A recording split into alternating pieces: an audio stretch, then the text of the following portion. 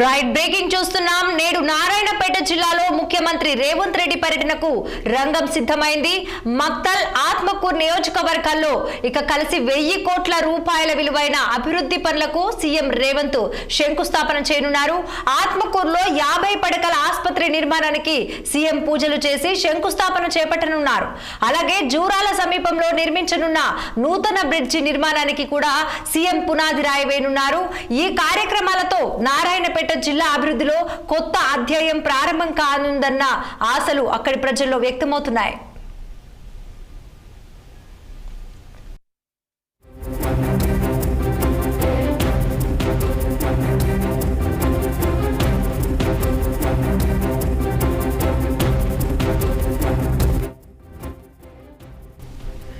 నేడు నారాయణపేట జిల్లాలో ముఖ్యమంత్రి రేవంత్ రెడ్డి పర్యటనకు రంగం సిద్ధమైంది.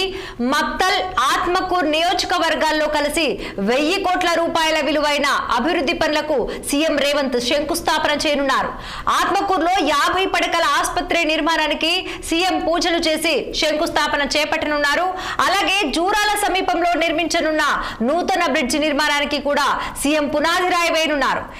ఈ కార్యక్రమాలతో నారాయణపేట జిల్లా అభివృద్ధిలో కొత్త అధ్యాయం ప్రారంభం కానుందన్న ఆశలు అక్కడి ప్రజల్లో వ్యక్తమవుతున్నాయి.